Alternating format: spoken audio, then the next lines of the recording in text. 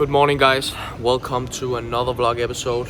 This one still from Malaysia because, as many of you probably know, after the Malaysia Open I decided to don't go to India Open, stay here in Malaysia for one more week of training, and then I'll go to Indonesia Masters. So that's the plan. Cheers. This video will be a day of living, training, eating in Malaysia. Nothing crazy, nothing new, just trying to show you guys what a day looks like while being a badminton player in Malaysia. One thing that's for sure is that it starts very early in the morning. Right now it's 6 a.m.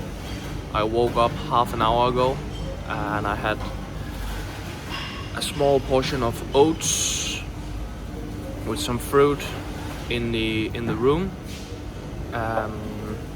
Now we're down here in the breakfast while Casper is having a little breakfast. I'm just having the coffee, and we're about to head off to the morning badminton session. Practice starts 7:30, meaning 7:30 we are totally warm and ready to start the tough exercises. So actually the warm-up begins like 6:45, so that I'm having like 45 minutes to do some off-court warm-up, and then the last 10-15 minutes is on-court. My strategy for the morning this week has been like not going too heavy on the breakfast, try to keep it as little as I can, but still where I feel like I have some energy and I'm feeling a little bit full. But oftentimes when we have these very early morning sessions, I've tried eating just my regular breakfast, and I just feel so full, and it's like the food is not digested at all in the stomach. So therefore this week I've just been primarily focusing on getting some carbs from the oats and the fruits, and not go very heavy on protein and fats. But then after the practice I'll come back here to the breakfast and have my usual like rice and eggs and stuff. But now our grab is here and it's time to go to practice. We have just a 5-minute ride from Mon Kiara to BAM, Badminton Association of Malaysia.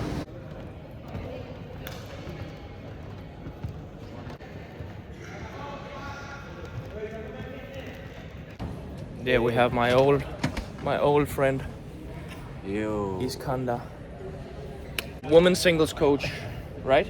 Iskandar, when he was still active and playing, he went on a trip to Denmark where he actually stayed in my house or my parents' house, and we played against each other in a few tournaments around Europe, and I lost. But then we played here in Malaysia a few years later on his home soil, and I kicked his ass.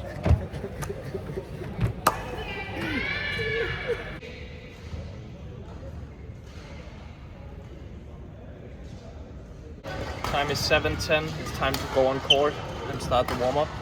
I just got the program for today's training session. It will be starting out with 15 minutes of some multi-shuttles, some optional stuff to get like super warm and ready, and then I'll play 45 minutes of match with Justin Hall.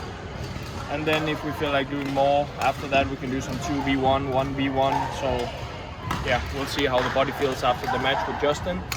But it will be at least like an intense hour, maybe like 1.5, and then I'm done. They probably continue if I know them well, but I'm getting old.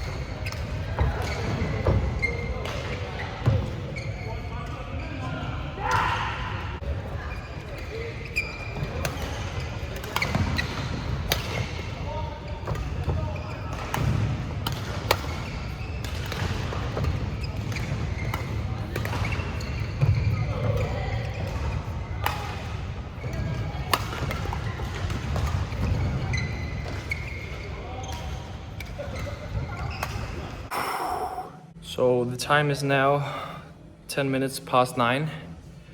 Just finished 5 minutes ago with the badminton. I'm down here on the bike in their gym, just downstairs. The hall is upstairs. Then they have the gym here downstairs. There's a little cardio room here where I'm in right now. Just cooling down here, or it's difficult to cool down. It's crazy warm in this room. The ACs are not on right now, I don't think. But I'll sit here on the bike for 5-10 minutes and then I'll do some static stretching. It's usually my way of cooling down after a session. We started like 7:10 on court, me and Casper, and we finished at 9, so almost like 1 hour and 50 minutes on court.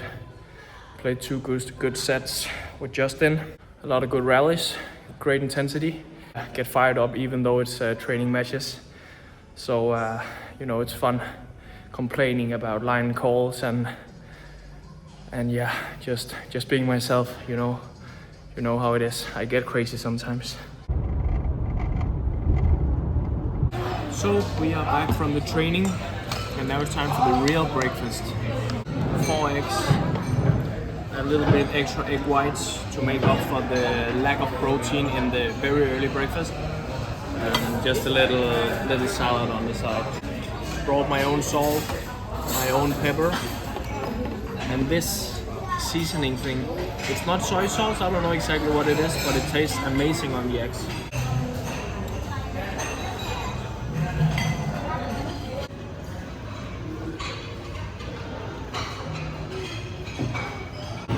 About fried eggs, I always eat them sunny side up. I know many places here in Asia they like to fry them on both sides. I just feel like that's super boring. I like, the yolk to be super runny, so that when I poke a hole in them, it like flows out into the rice and then mixed together with that seasoning, soy-like seasoning. It tastes absolutely amazing. It's either like an omelette, which is like perfectly done the Japanese way or the French way where it's soft and runny, or sunny side up fried eggs. That's the way of eating eggs, in my opinion. So waking up 5:30 is actually not so much of a problem for me. It's not like I'm super tired when I wake up at that time. I'm okay. But afterwards, you definitely feel it. So a little nap, 30-45 minutes if possible, is definitely needed right now. Coffee time. We can choose these beans, and choose these beans, choose these beans. We have had this one twice today. This is a geisha. What is a geisha, Casper? It's a kind of coffee bean berry coffee fruit. Is it correct that it is like the highest quality of coffee, like the most rare variety or something? Yeah, and the most expensive one. I'm really also a sucker for a good packaging. Like usually coffee comes in these bags, and then all of a sudden we have one here which is in like a vitamin type glass. Okay guys, come closer. A quick guide to the perfect coffee pour over. It's a cup for 2, me and Casper. Therefore I will go for 32 grams. That's step number 1. Water. The ratio is 1:15, which means that 32 grams of coffee is around, 450 milliliters of water. Close. And then we grind. Essential to bring on the road a Comandante, the best hand grinder I've been told. Now, as the water has reached boiling temperature, first thing I do is that I make the filter a little bit wet. I've been told to do that to get rid of like the paper taste or something. I think you're supposed to pour it when it's like 92 to 96 degrees Celsius. Now to the, what is it called? Blooming phase. The blooming phase. So we'll pour something like, what is it, like 50? Yeah, 60. 50, 60. See? 64 ml of water, and now we wait. What does that do? I have no idea. I've heard that it's releasing CO2 from the coffee. Interesting. I'll pour just twice, so we'll pour up until like 300 ml. And now we go in for the final 200 ml ish. I think it's pretty basic. It should be quite easy to nail a pour coffee. And then make sure that the coffee is grinded to like the right size, so it runs at the speed you want it to. And now guys, look at this absolutely gorgeous bowl of oats, which will serve as my pre-gym meal, always. Oats in the bottom, topped with banana, honey. There's some yogurt under the banana, and some almonds as well. The reason for the color is that I mixed some frozen berries in this and then heated it on the stove. Fantastic.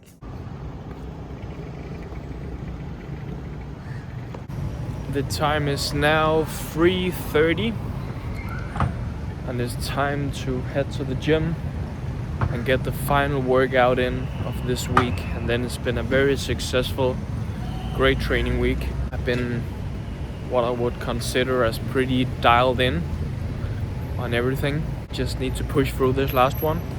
I'm definitely tired. If I were to rate my motivation on a scale from 1 to 100, it's not 100, let's say 75. One of those where you need to be hard on yourself and push through. When there's a little left in the tank, you start to get tired. It's almost the end of the week. That's where I am at the moment. So one final session, and then it's time to relax.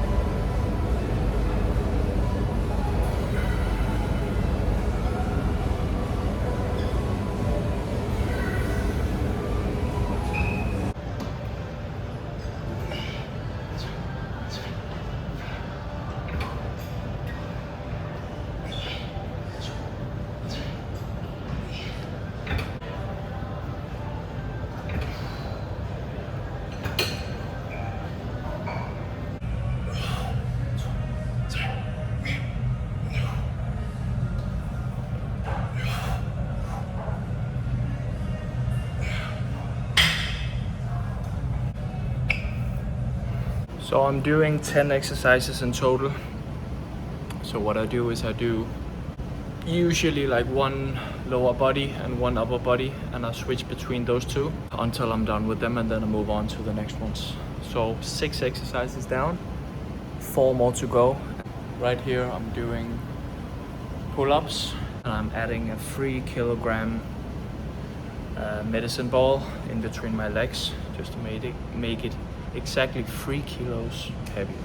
That makes sense.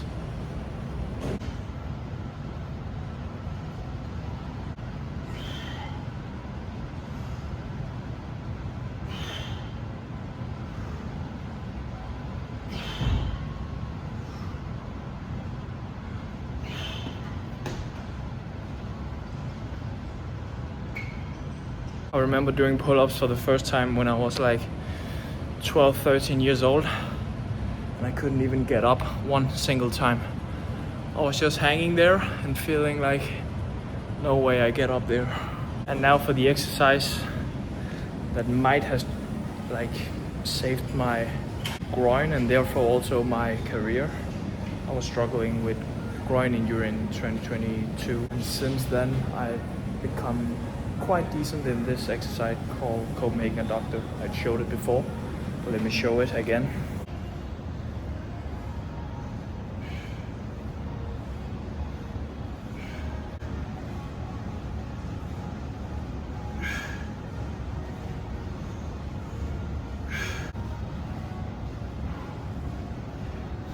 So we are back from the gym and also had a fantastic dinner at a Spanish restaurant just close to here, very nearby. Now I'm trying to convince myself to start packing my bags because tomorrow morning we have a flight to Jakarta, where next week I will play the Indonesian Masters, which I'm very much looking forward to.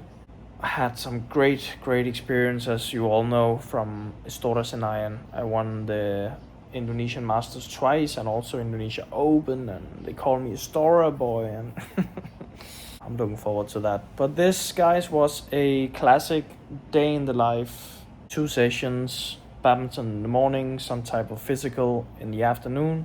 I rarely do badminton twice a day, and that's just how I do it. But I guess there are many players who's doing badminton twice a day, but I don't, and it works for me this way. So that's it, guys. Hope you enjoyed watching, and see you in Jakarta.